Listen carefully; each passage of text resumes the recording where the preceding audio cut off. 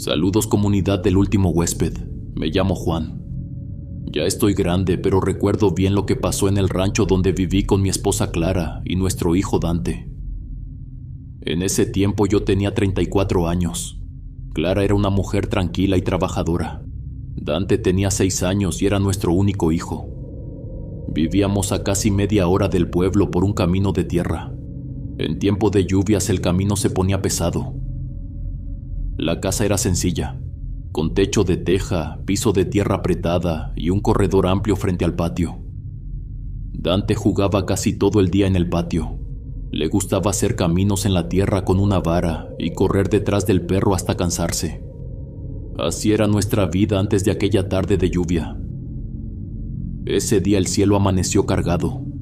Yo regresé temprano del campo porque las nubes venían oscuras desde el cerro. Clara estaba en la cocina haciendo tortillas cuando empezó a caer el agua. Primero fueron gotas gruesas sobre las tejas. Luego la lluvia se hizo más fuerte y el patio empezó a llenarse de charcos. Dante estaba sentado cerca de la puerta, mirando la lluvia como si le gustara ver correr el agua por la tierra. Yo estaba parado en el corredor cuando vi a una señora venir por el camino. Venía sola. Traía un rebozo oscuro sobre la cabeza y una bolsa vieja colgada del brazo. Caminaba despacio por el lodo con la ropa pegada al cuerpo por la lluvia. En esos rumbos todos nos conocíamos aunque fuera de vista. Uno sabía quién vivía en cada rancho y quién bajaba al pueblo los domingos. A esa señora yo la veía por primera vez. La desconocida se detuvo frente al patio. Me pidió permiso para sentarse un rato bajo el corredor mientras bajaba la lluvia.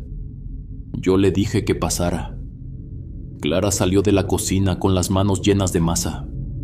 Miró a la recién llegada unos segundos y luego fue por una silla de madera. Ella se acomodó sin quitarse el rebozo. El agua le escurría por la ropa y caía al piso del corredor. Clara le ofreció café, pero pidió una tortilla caliente para seguir su camino. Mi esposa entró a la cocina y volvió con una tortilla recién salida del comal. La envolvió en una servilleta limpia y se la entregó.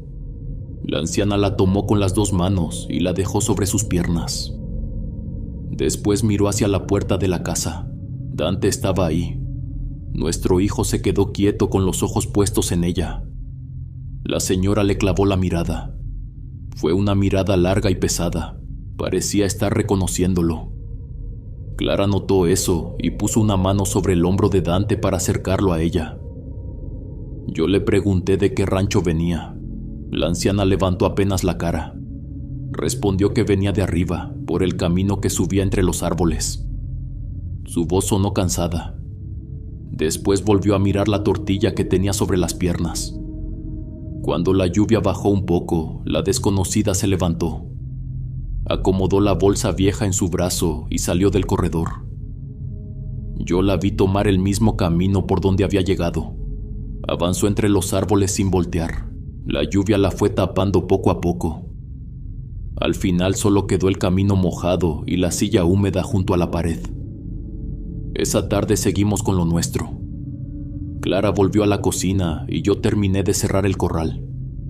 Dante se quedó más callado de lo normal. Durante la cena casi no quiso comer. Varias veces miró hacia el corredor. Clara pensó que la señora lo había inquietado por la forma en que se le quedó viendo. Cuando lo acostamos, Dante preguntó si esa señora iba a volver. Clara le dijo que no, que solo había pasado por la lluvia y ya iba rumbo a su casa. Esa noche empezó la fiebre. Primero fue una calentura baja. Clara le tocó la frente y dijo que seguramente se había enfermado por andar descalzo en el piso frío. Le dio té y lo tapó bien. Al día siguiente siguió igual. No quería jugar ni comer como siempre. Yo bajé al pueblo por medicina. Pregunté de paso por una anciana con rebozo oscuro que caminaba por los ranchos durante la lluvia y pedía tortillas. Nadie la conocía. Eso me dejó inquieto. Cuando regresé, mi mujer estaba sentada junto a Dante. Nuestro hijo tenía los ojos abiertos y la cara pálida. Se veía cansado, como si no hubiera dormido bien. Esa noche nos dijo por primera vez que veía a la señora. Yo estaba acomodando una cobija cuando Dante señaló hacia un rincón. Nos dijo que la mujer de la tortilla estaba parada ahí. Clara volteó de inmediato. En esa esquina solo estaba una caja con ropa y una pared de adobe. Pinto dormía en el patio. Le dije a Dante que tal vez había soñado. Él negó con la cabeza. Dijo que la señora se había quedado desde el día de la lluvia. Clara me miró. Yo intenté calmarla con la mirada, pero también sentí una incomodidad en el pecho. Dante hablaba con demasiada seguridad. Al día siguiente la fiebre subió un poco. No era una enfermedad escandalosa, pero el niño se fue apagando despacio. Comía menos, se cansaba rápido. Una madrugada, Clara me despertó porque Dante estaba llorando. Nos acercamos a su catre y lo vimos sentado con la cobija apretada contra el pecho. Miraba el piso justo al lado de donde dormía. Le pregunté qué pasaba. Dante dijo que la señora estaba agachada junto a él. Luego soltó la cobija, se bajó rápido del catre y se metió debajo como si quisiera esconderse. Clara se inclinó de inmediato para sacarlo. Dante salió llorando con la cara pegada al pecho de su mamá. Decía que la señora se había puesto de cuclillas para hablarle. Le preguntamos qué quería. Dante tardó en responder. Luego dijo que quería llevarlo al bosque para jugar. También dijo que su cara era muy fea, que parecía estarse derritiendo, que cuando se acercaba se le colgaba un lado de la boca. Yo volví a alumbrar junto al catre. No había nadie, pero el piso estaba frío. Desde entonces, el niño empezó a verla seguido. No era todo el día. La veía más cuando le daba fiebre o cuando estaba por quedarse dormido.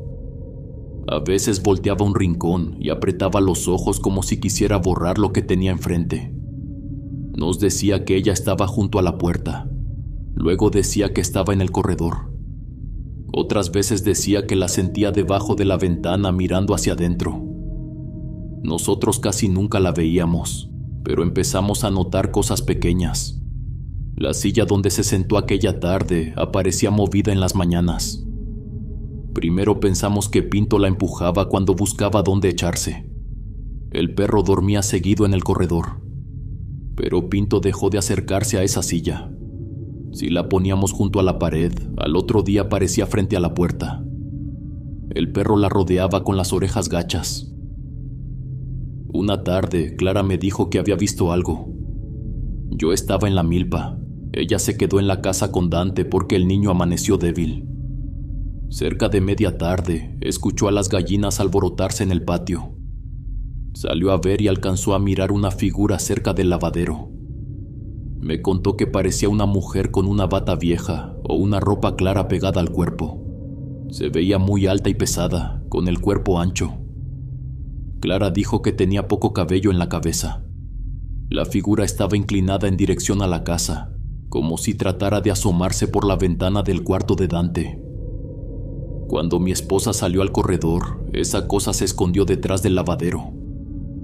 Mi mujer caminó unos pasos, pero ya no vio nada. Solo encontró lodo pegado en una de las piedras. También había una huella ancha cerca de la pared. Esa misma tarde, Dante empeoró. La fiebre volvió más fuerte y empezó a llorar en su catre. Decía que la señora estaba en el patio. Luego dijo que se estaba escondiendo porque su mamá la había visto.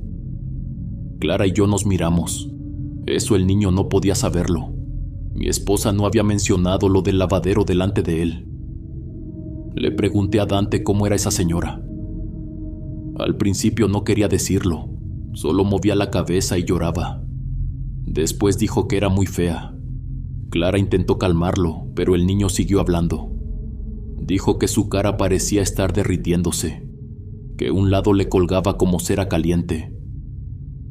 Esa noche mi mujer quiso llevarlo al pueblo. Yo también lo pensé, pero estaba lloviendo fuerte y el camino se había puesto muy malo. Decidimos esperar al amanecer. Metimos el catre de Dante a nuestro cuarto y dejamos a Pinto adentro. El perro se echó junto al niño y no dejó de mirar hacia la puerta.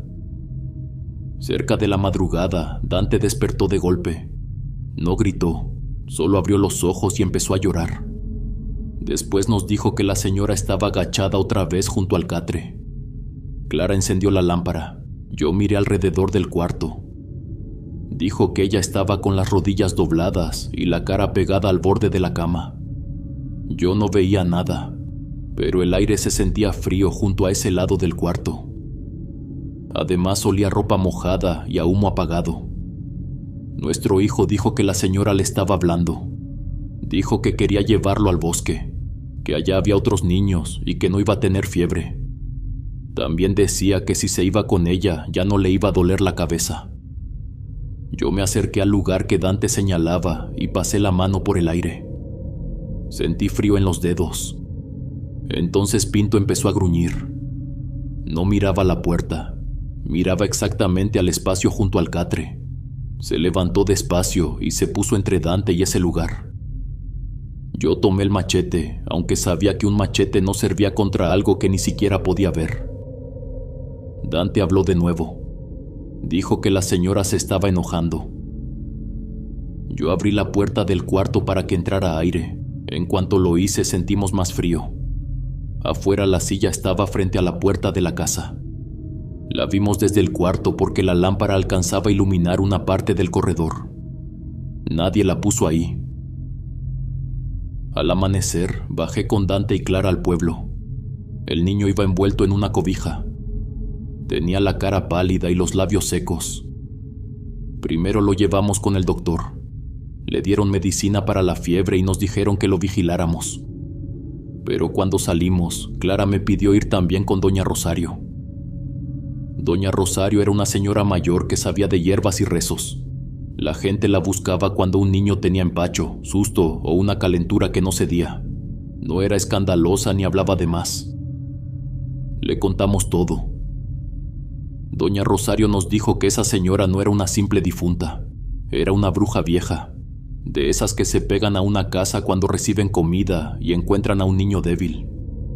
También nos dijo que la tortilla fue la manera de dejarla acercarse. Al recibirla bajo nuestro techo, le abrimos camino hasta el corredor. Yo le pregunté si quería llevárselo.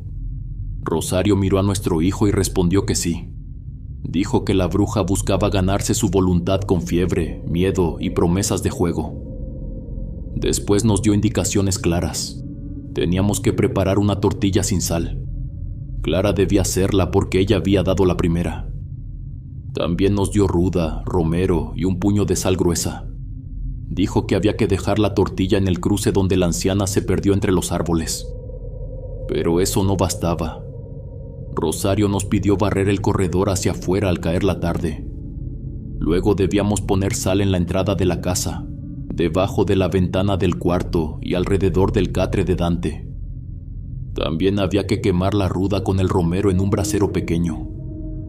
La última indicación fue la más importante. Si escuchábamos voces al dejar la tortilla, teníamos que volver sin mirar atrás. Al llegar a la casa, yo debía romper la silla en el patio y quemarla antes de medianoche. Esa tarde regresamos al rancho. Dante se durmió un rato con Pinto echado junto al catre. Clara preparó la tortilla en silencio. Yo barrí el corredor hacia afuera como Rosario nos pidió. Después puse sal en la entrada y debajo de la ventana. Clara rodeó el catre con otra línea delgada. Dante seguía dormido, pero se movía inquieto entre las cobijas. Cuando la tarde empezó a apagarse, salimos hacia el cruce. Mi mujer llevaba la tortilla envuelta en una servilleta limpia. Yo llevaba el machete y el brasero con las hierbas ya apagadas. El camino estaba lleno de lodo y hojas pegadas a las piedras. Llegamos a la piedra grande donde la mujer se había perdido aquella tarde. Clara dejó la tortilla encima. No dijo nada, solo soltó la servilleta y se apartó. Empezamos a caminar de regreso. A los pocos pasos, escuchamos la voz de Dante detrás de nosotros. Nos pedía que lo esperáramos. Sonaba igual que nuestro hijo cuando estaba enfermo. Clara se detuvo. Le tomé la mano y seguí avanzando con ella. La voz volvió a llamarla. Esta vez dijo mamá con un llanto que hizo temblar a mi esposa. La sujeté con más fuerza. Seguimos caminando. La voz cambió. Primero pareció la de mi madre. Después volvió el tono cansado de la anciana. Nos reclamaba la tortilla recibida en la casa. Decía que Dante ya la había visto. También decía que él sí quería ir al bosque. Clara lloraba, pero no volteó. Yo tampoco. Cuando llegamos al patio, Pinto ladraba desde el cuarto. Corrimos hacia la casa. Dante seguía acostado, con los ojos abiertos y la frente mojada de sudor. El niño no habló al principio, solo respiraba rápido. Después dijo que la señora se había parado en la puerta del cuarto, que ya no estaba de cuclillas, que lo miró enojada y se fue hacia el corredor. Entonces escuchamos la silla moverse afuera. Yo salí con el machete. La silla estaba frente a la puerta. La tomé y la arrastré hasta el centro del patio. La madera estaba mojada, aunque la lluvia ya había bajado. En el respaldo había tierra pegada, como si alguien la hubiera agarrado con las manos llenas de lodo. La golpeé con el machete hasta partirle una pata. Después rompí el respaldo. La madera era vieja, pero estaba dura. Mientras la partía, escuchamos un quejido cerca del lavadero. Fue un sonido bajo, como alguien respirando con coraje. Clara me dijo desde la puerta que no me acercara. Junté los pedazos de la silla y les prendí fuego con ocote. La madera tardó en agarrar. Cuando por fin empezó a arder, el olor no fue de madera vieja. Olía a trapo húmedo y a pelo quemado. Pinto se quedó junto a Dante todo el tiempo. Clara rezaba en voz baja dentro del cuarto. Yo seguí junto al fuego hasta que la silla se volvió carbón. Esa noche la fiebre de Dante empezó a bajar. No se curó de golpe. Pasaron días antes de que volviera a comer bien. Pero dejó de decir que la señora estaba junto a su catre. Durante varios días seguimos poniendo sal en la entrada. Clara quemaba romero por las tardes. Yo no volví a dejar una silla frente a la puerta cuando llovía. Doña Rosario volvió una semana después para ver a Dante. Lo encontró sentado en el patio con Pinto. Estaba flaco, pero ya tenía mejor cara. Nos dijo que la habíamos ahuyentado. También nos advirtió que no le diéramos comida a ningún desconocido bajo techo durante una tormenta. Desde entonces, si alguien llegaba con lluvia, le ayudábamos de otra forma. Pero nadie extraño volvía a sentarse en nuestro corredor. Pasaron los años y seguimos viviendo en el rancho. No nos fuimos. Nos quedamos porque esa era nuestra casa y porque ahí estaba nuestra vida. Dante creció bien, aprendió a trabajar la tierra conmigo. Luego se casó y levantó su propia casa no muy lejos de la nuestra. Nunca volvió a ver a la anciana. Tampoco volvió a hablar de alguien agachado junto a su catre. Pero sé que recuerda. Yo también recuerdo. Recuerdo aquella tarde en que una desconocida pidió una tortilla, mientras algo viejo y malo se iba perdiendo entre los árboles. Si las experiencias te están gustando, no dudes en suscribirte al canal. Así podemos seguir trayendo más contenido. Continuamos con el siguiente relato de terror. Hola comunidad del último huésped, me llamo Pancho. Y esto me pasó cuando trabajaba con una camioneta vieja llevando material para construcción. Esto pasó hace casi 35 años. Era una troca de 3 toneladas que había comprado usada con ayuda de mi hermano. Traía la pintura quemada por el sol, la defensa chueca y el asiento del chofer abierto de un lado, pero todavía jalaba bien. Con esa camioneta llevaba grava, arena, block o lo que me pidieran. A veces hacía viajes dentro del mismo pueblo y otras me mandaban a rancherías donde los camiones grandes batallaban para entrar por el camino. Yo aceptaba casi todo. En ese tiempo mi esposa y yo estábamos levantando un cuartito atrás de la casa de mis suegros, porque queríamos salirnos de donde vivíamos, aunque fuera un espacio chiquito, pero nuestro. Por eso trabajaba desde temprano hasta que se acabara la luz. Ese trabajo me salió por un albañil que conocía. Se llamaba Don Matías. Era un señor ya grande, de esos que siempre traen las manos blancas de cal y la piel quemada por el sol. Me habló un lunes en la mañana para preguntarme si podía llevarle un viaje de grava y varios bultos de cemento a una obra. La casa quedaba en las afueras de un pueblo rumbo a la sierra. El camino era pesado porque había que pasar el pueblo, cruzar una brecha entre huertas viejas y subir por una loma donde la tierra se ponía floja. Con lluvia, esa subida se volvía un lodazal. Me dijo que no podía esperarme porque tenía otro trabajo en el pueblo, pero que dejara todo junto a la entrada y pasara a cobrarle en la tarde. Yo le dije que sí. Mi plan era ir con mi ayudante, un muchacho que me echaba la mano para descargar cuando los viajes venían pesados. Se llamaba Ramiro, pero ese día me quedó mal. Me avisó tarde. Dijo que su mamá estaba enferma y que no podía salir. Así que me fui solo. Salí casi a las 2 de la tarde porque en el banco de material se tardaron mucho en cargarme. Pasando el pueblo, la calle empedrada se volvió brecha. Luego la brecha se metió entre terrenos sembrados y huertas viejas, hasta llegar a la subida que llevaba a la obra. Desde abajo se veía la casa. Estaba en una loma sola, con el cerro atrás y el pueblo abajo. Todavía estaba en obra negra. Tenía muros de bloc, castillos de varilla y una parte de la construcción sin techo. Alrededor había tablas, cubetas, botes de pintura vacíos y una pila de arena tapada con plástico negro. No había nadie, pero eso no se me hizo raro al principio porque don Matías ya me había dicho que ese día no iban a trabajar. Solo tenía que dejar el material y bajarme antes de que oscureciera. Metí la camioneta con cuidado porque el suelo estaba disparejo. Las llantas patinaron un poco, pero logré acomodarme junto a la entrada. Me quedé viendo todo lo que tenía que descargar. Ahí fue cuando me dio coraje con Ramiro. No era lo mismo descargar entre dos que hacerlo solo, y menos con ese calor pegando sobre la loma.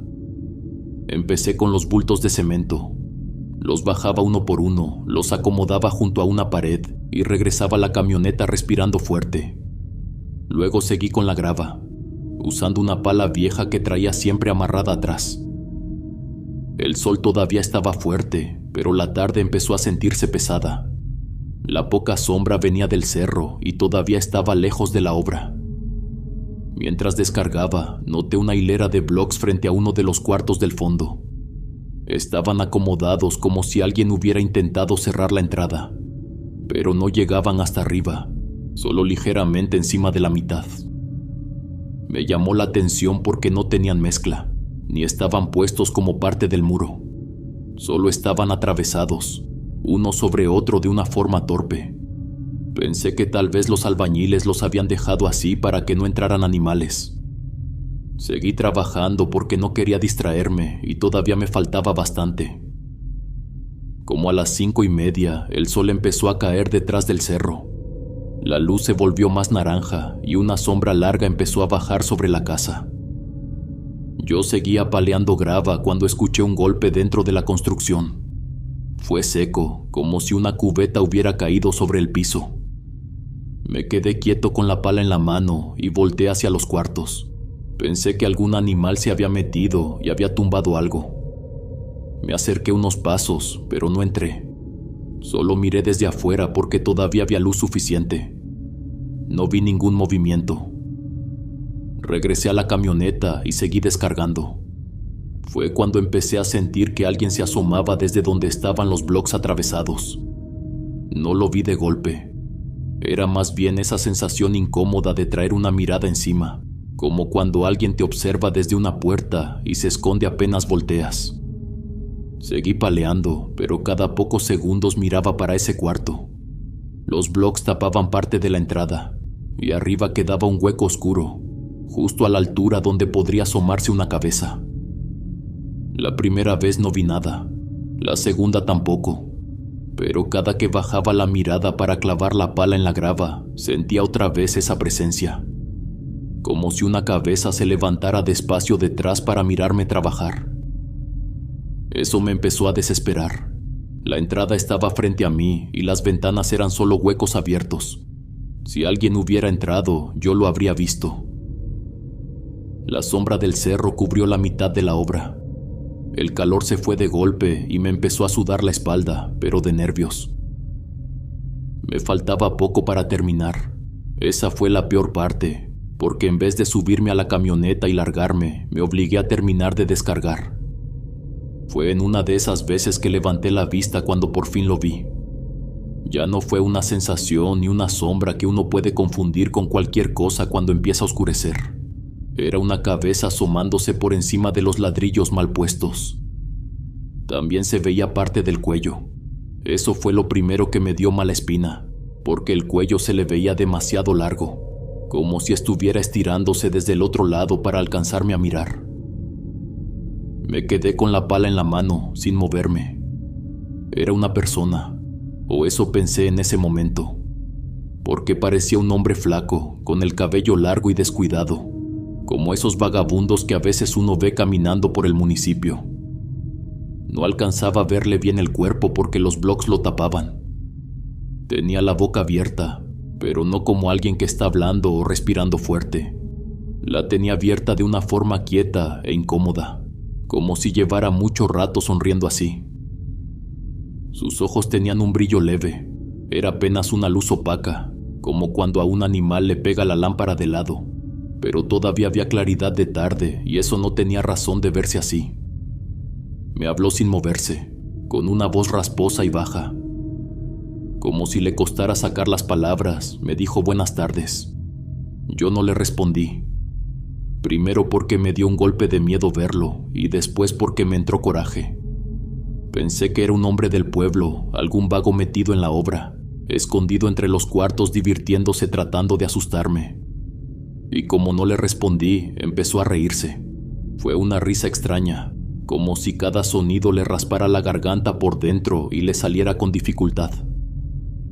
Mientras lo hacía, la boca se le abría más.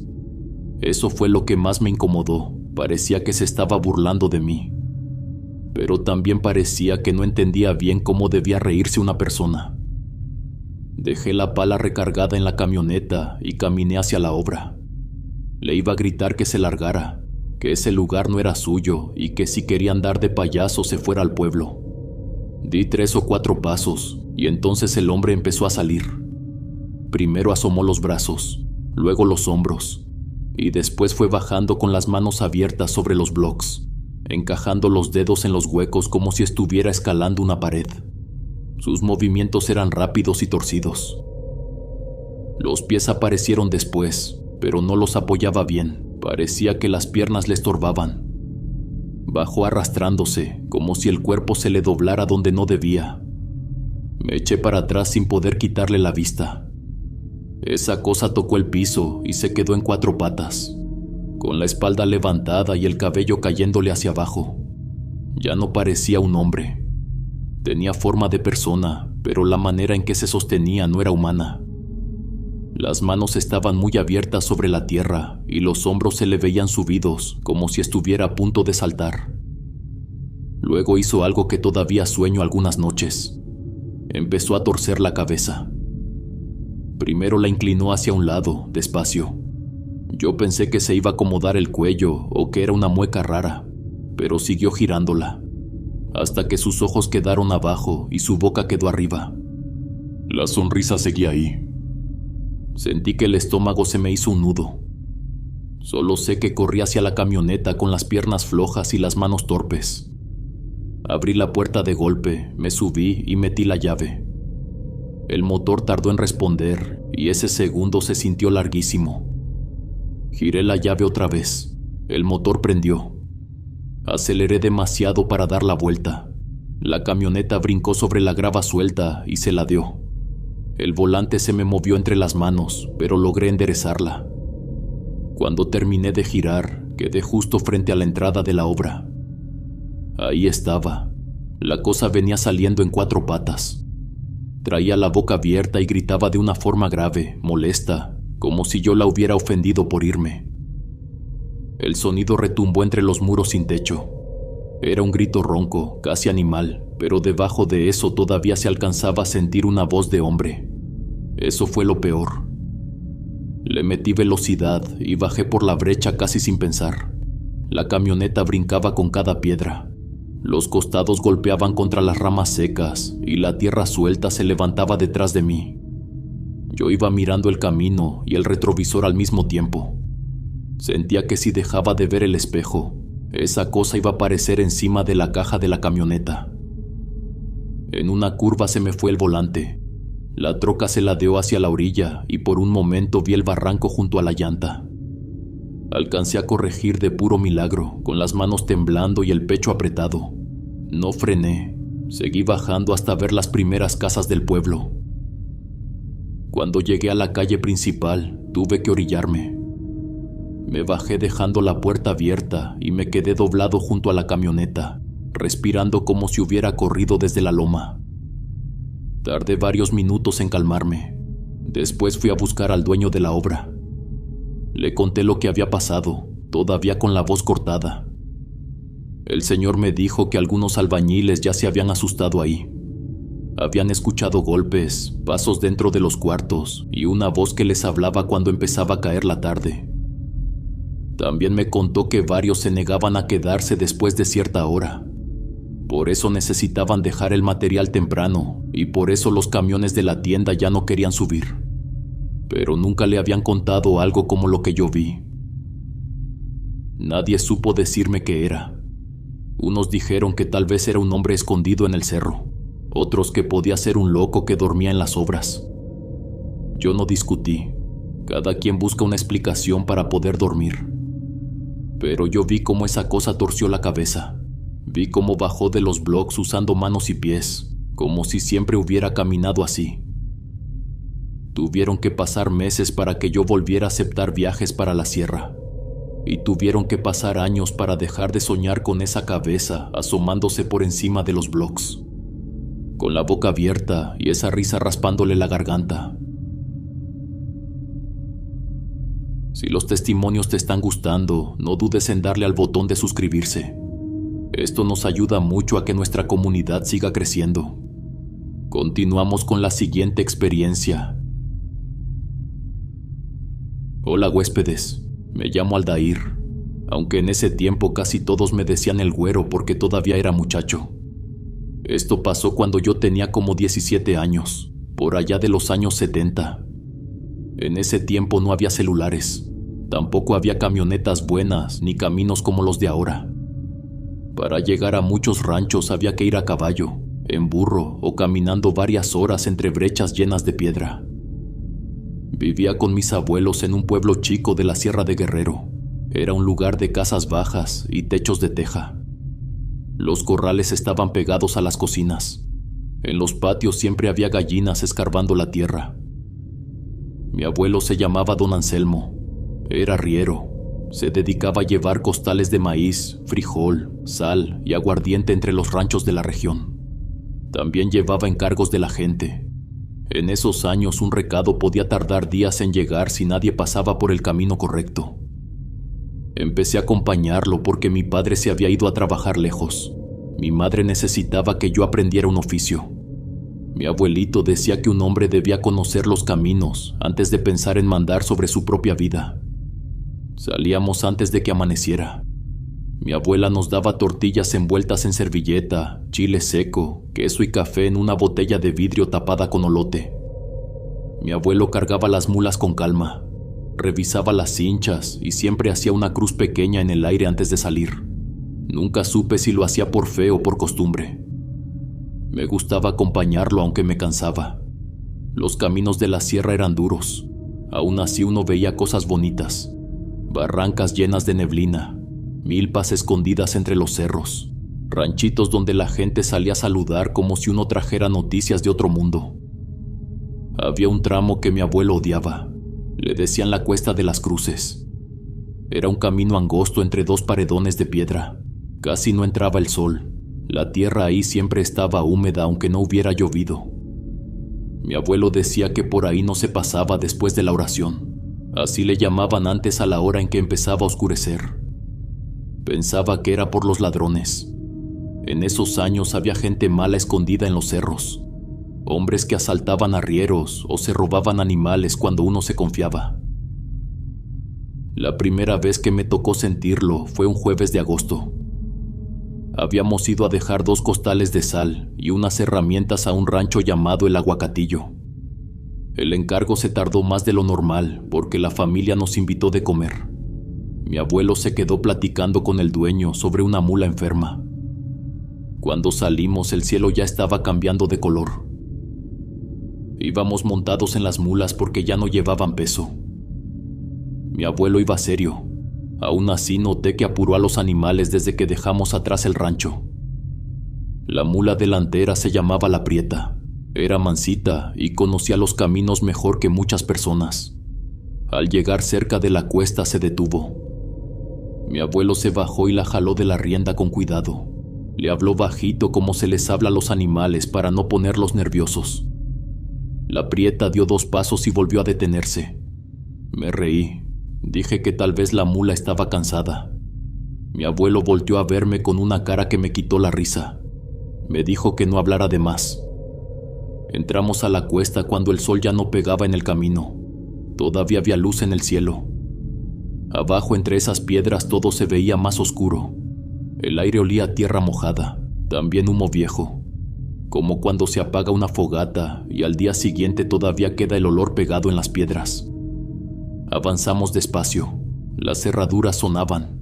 El ruido se escuchaba apagado, como si el monte estuviera tapando cada paso. Iba detrás de mi abuelo. Sujetaba la rienda de una mula cargada con costales vacíos. La Prieta caminaba al frente, pero ya no iba tranquila. Movía las orejas hacia atrás y resoplaba cada rato. Fue entonces cuando escuchamos otro animal en el camino. Venía detrás de nosotros. Al principio pensé que era otro arriero que venía alcanzándonos. Era normal encontrarse gente en esas rutas, sobre todo cuando todos querían llegar antes de que cerrara la noche. Mi abuelo no volteó, solo apretó la rienda y siguió caminando. El sonido se acercó. Eran pasos fuertes, pesados, como de una mula grande pisando sobre piedra mojada.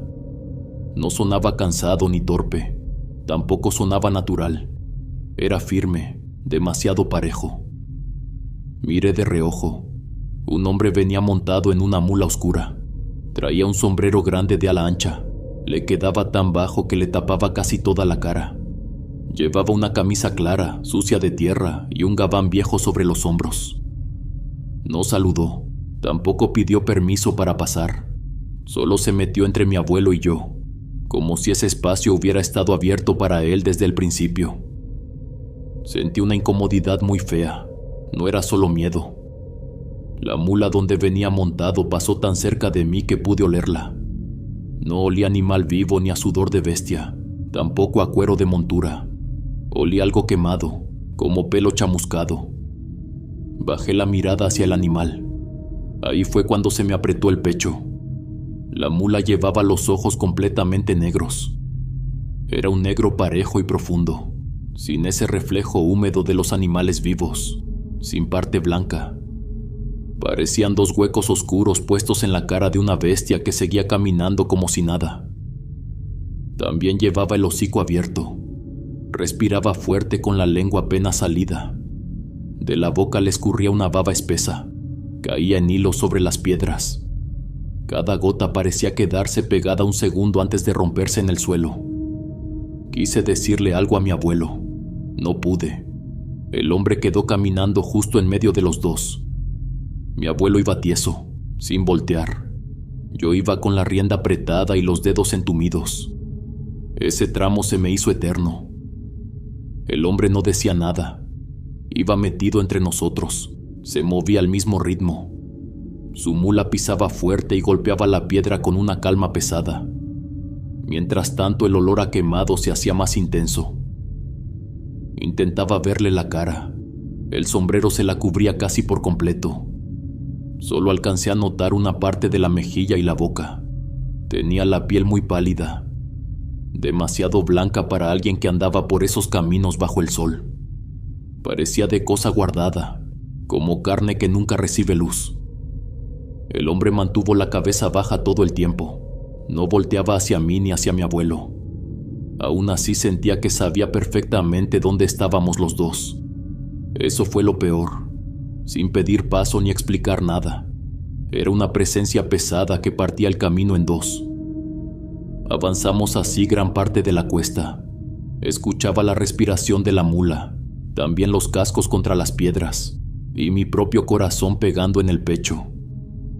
De pronto el hombre empezó a quedarse atrás. No hizo ningún movimiento brusco, tampoco se detuvo, solo fue perdiendo distancia poco a poco. Su mula seguía caminando fuerte, cada vez se oía más lejos. Quise voltear para ver dónde se había quedado. Mi abuelo habló sin girar la cabeza. No voltees por nada, lo dijo bajo, con una firmeza que me heló el cuello. Obedecí. Seguí caminando con la vista clavada en la espalda de mi abuelo. Sentía la nuca caliente, como si el hombre siguiera detrás de mí, inclinado sobre la montura para mirarme de cerca. La mula que yo llevaba empezó a jalarse nerviosa. Le apreté la rienda y seguí caminando. El olor a quemado todavía estaba ahí. A ratos parecía venir de atrás, en otros parecía estar pegado en mi ropa. No nos detuvimos. Ni mi abuelo ni yo dijimos una sola palabra en lo que quedaba del camino. Seguimos hasta salir de la cuesta y aún así no paramos. La noche terminó de caer antes de que llegáramos al rancho. Mi abuela todavía estaba despierta. Tenía el fogón encendido y seguramente nos estaba esperando desde hacía rato porque ya era mucha hora para andar en el camino. Apenas escuchó los animales en el corral, salió con una lámpara de petróleo. Nos miró primero a nosotros y luego a las mulas. Mi abuelo amarró a la prieta sin decir nada. Revisó las cinchas y acarició el cuello del animal como si también quisiera calmarla a ella. Entramos a la cocina. El calor del fogón me pegó en la cara y sentí que apenas ahí el cuerpo empezó a entender que ya estábamos en casa. Aún así el olor a quemado seguía en mi nariz. Cada vez que cerraba los ojos veía esos ojos negros de la mula.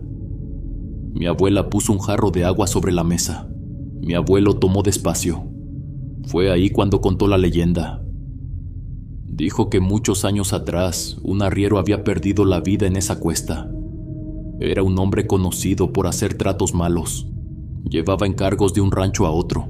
También robaba parte de las cargas y luego juraba que se le habían perdido en el camino. Una noche cruzó tarde por las cruces con una mula cargada. Nadie supo bien qué pasó. Al otro día encontraron la montura tirada entre las piedras. También unas sogas quemadas y marcas en el suelo, como si el animal hubiera resbalado y luego hubiera sido arrastrado. Al arriero lo encontraron días después más abajo, entre unos matorrales. De la mula nunca se supo nada. Mi abuelo dijo que desde entonces varios arrieros lo habían visto cuando la tarde se cerraba. Aparecía en medio del camino, se acomodaba entre los caminantes y avanzaba con ellos como si también formara parte del viaje. También dijo que ese hombre no buscaba platicar, buscaba que alguien lo volteara a ver. Según los viejos, cuando uno le mira bien la cara, ya no termina de salir solo de la cuesta. No pregunté más. Esa noche me acosté en mi petate. La casa estaba en silencio. Mi abuela ya había apagado el fogón y mi abuelo se quedó un rato afuera revisando a las mulas. Yo miraba el techo de teja desde la oscuridad. Tenía la garganta seca y las manos todavía me temblaban un poco. A cada rato sentía que alguien pasaba junto al corral. También me parecía escuchar cascos sobre la tierra del patio. Podía ser la prieta moviéndose inquieta. Podía ser cualquier animal buscando acomodo para pasar la noche. Aún así no me atreví a levantarme. Al otro día mi abuelo salió temprano al corral. Yo fui detrás de él cuando escuché que hablaba con la prieta. La mula estaba tranquila, pero tenía el lomo sudado como si hubiera caminado toda la noche. Mi abuelo no dijo nada, solo le pasó la mano por el cuello y me pidió que fuera por agua. Después de ese día evitamos la cuesta de las cruces cuando la tarde empezaba a cerrarse. Desde entonces entendí por qué él decía que algunos caminos se confundían cuando caía la noche. Hay tramos donde uno no camina solo. Hay tramos donde algo se mete entre los vivos y sigue avanzando sin pedir permiso. Aunque pasaron muchos años, todavía me acuerdo de esa mula con los ojos negros, de esa baba cayendo sobre las piedras. Más que nada me acuerdo del hombre, de su sombrero grande, de su cara pálida, y de esa forma tan pesada de caminar entre mi abuelo y yo. Si los testimonios te están gustando, no dudes en darle al botón de suscribirse. Esto nos ayuda mucho a que nuestra comunidad siga creciendo. Continuamos con la siguiente experiencia. Saludos, comunidad del último huésped. Mi abuelo siempre decía que en los pueblos no todas las casas se quedan vacías cuando la gente se va. Yo era niño cuando lo escuché por primera vez, sentado con él en el corredor de su casa. A mí me gustaba quedarme con ellos porque siempre había algo que escuchar. Mi abuela hablaba de parientes que ya nadie recordaba, mientras mi abuelo contaba historias de caminos, cosechas perdidas y gente que un día se fue del pueblo sin despedirse. Pero había una historia que se sabía en todo el pueblo. Era la de la casa de los Laureles. Así le decían por la familia que vivió ahí cuando mi abuelo era joven. Los Laureles tenían una tienda pequeña frente a la plaza, donde vendían azúcar, veladoras, jabón y telas sencillas para las señoras del pueblo. No eran ricos, pero vivían mejor que muchos. Mi abuelo decía que Rogelio Laurel era un hombre trabajador y muy respetado, de esos que no se metían en pleitos y fiaban comida cuando la cosecha salía mala. Su esposa se llamaba Leopolda y también era una buena mujer.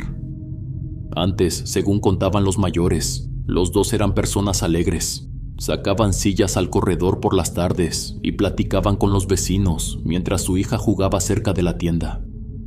Mi abuela decía que don Rogelio cambiaba la voz cuando hablaba con ella. Se le suavizaba la cara.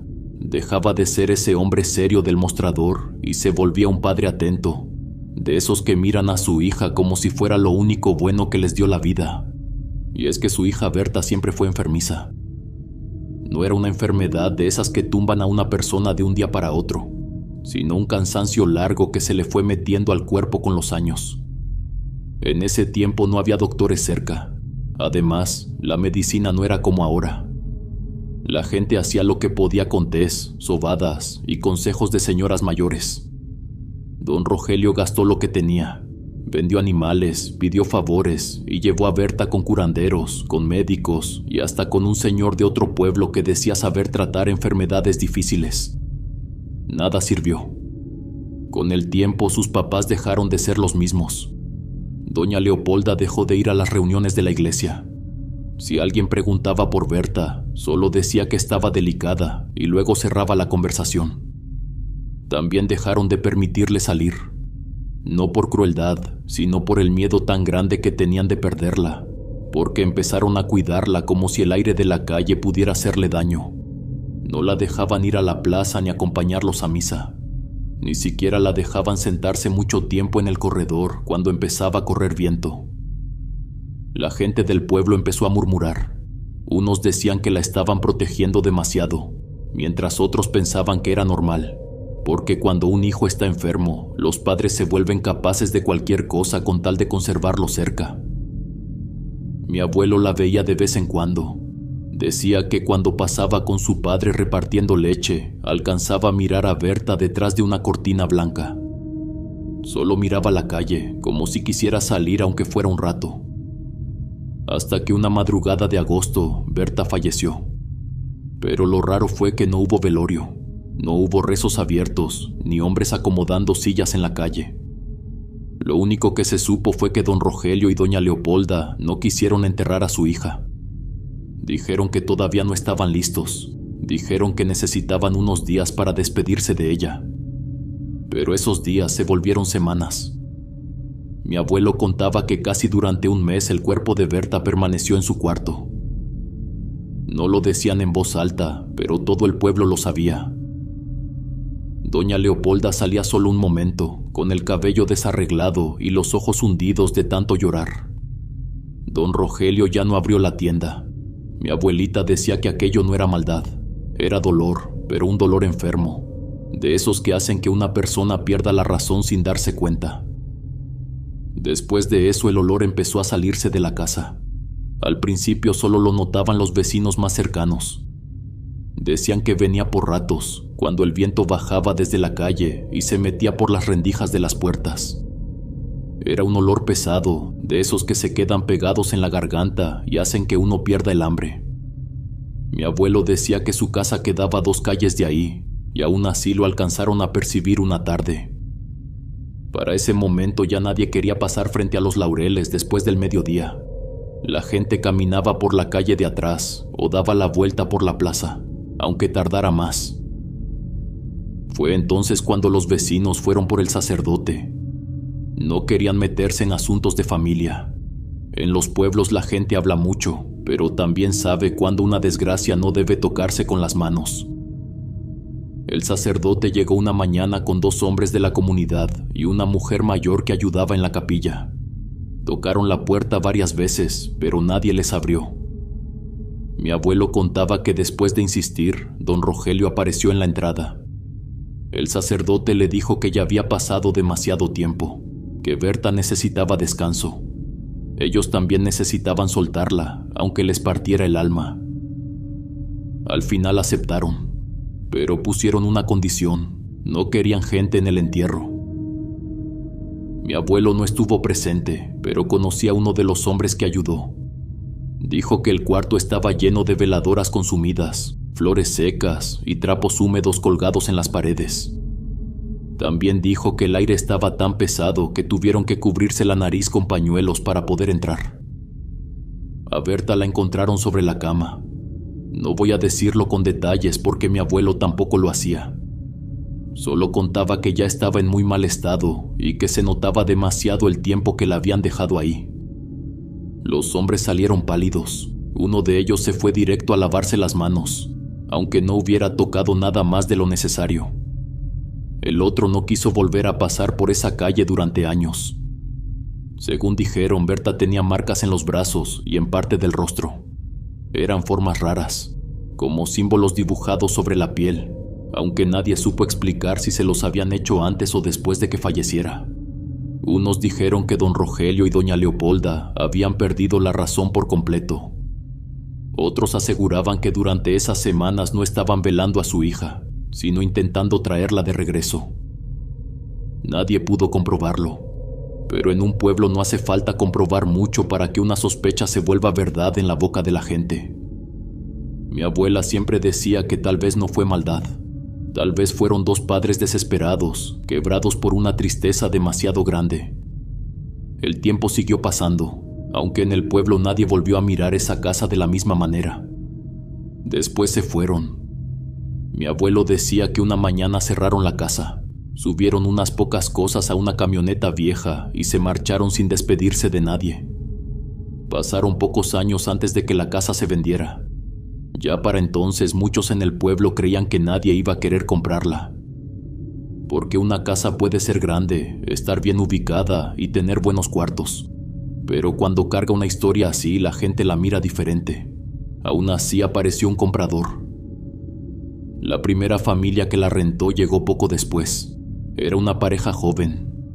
El hombre trabajaba y la mujer se quedaba en casa porque acababan de tener una niña. El dueño les aseguró que todo estaba bendecido. Les dijo que el padre había rezado en cada cuarto, que habían abierto las ventanas durante días y que no quedaba nada de lo que antes había ahí. Ellos quisieron creerle. Los primeros días parecieron normales. Solo había un detalle: el olor. La mujer fue la primera en notarlo. Decía que a ratos la casa olía raro, como cuando uno abre un baúl viejo después de muchos años. Era un olor encerrado y mezclado con algo dulce que no alcanzaba a identificar. Su esposo decía que era por el tiempo que la casa había estado cerrada, y tenía sentido. Por unos días el olor desaparecía, luego volvía, a veces muy leve, apenas como una incomodidad en el aire. Otras era tan fuerte que la mujer despertaba de madrugada con náuseas, segura de que algo se estaba echando a perder dentro de la casa. Lo extraño era que no permanecía en un solo sitio. Una madrugada salía del pasillo. Otra tarde parecía venir del cuarto de atrás. A veces se sentía junto a la cuna de la niña, tan claro que la madre cargaba a la pequeña y se la llevaba al corredor para que respirara otro aire. Ahí fue cuando empezó la enfermedad de la niña. La llevaron al médico del pueblo. Les dijeron que era normal, que los bebés se enferman y el cuerpo se está acostumbrando. La pareja intentó calmarse. Después aparecieron las marcas. La primera vez fue en un brazo.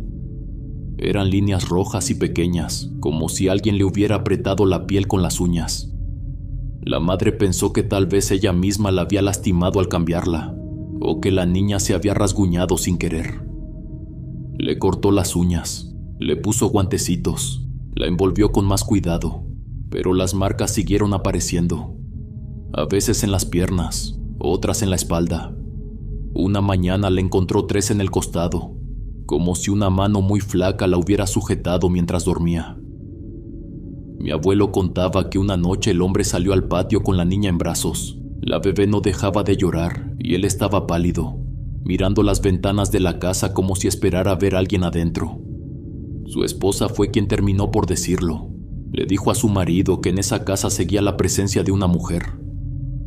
Cuando la niña cumplió 4 meses, la pareja decidió irse. La gente del pueblo dijo que exageraban. El dueño volvió a repetir que la casa estaba bendecida y que no había nada malo ahí. El segundo testimonio llegó tiempo después, cuando otra familia rentó la casa. Ellos venían de otro rancho cercano. Eran un matrimonio joven, con 2 niños menores de 10 años. El papá trabajaba como trailero y casi siempre andaba afuera. La mamá vendía comida por las mañanas y se quedaba en la casa con los niños durante la tarde. Y durante las primeras semanas el lugar estaba tranquilo, pero después empezaron los ruidos.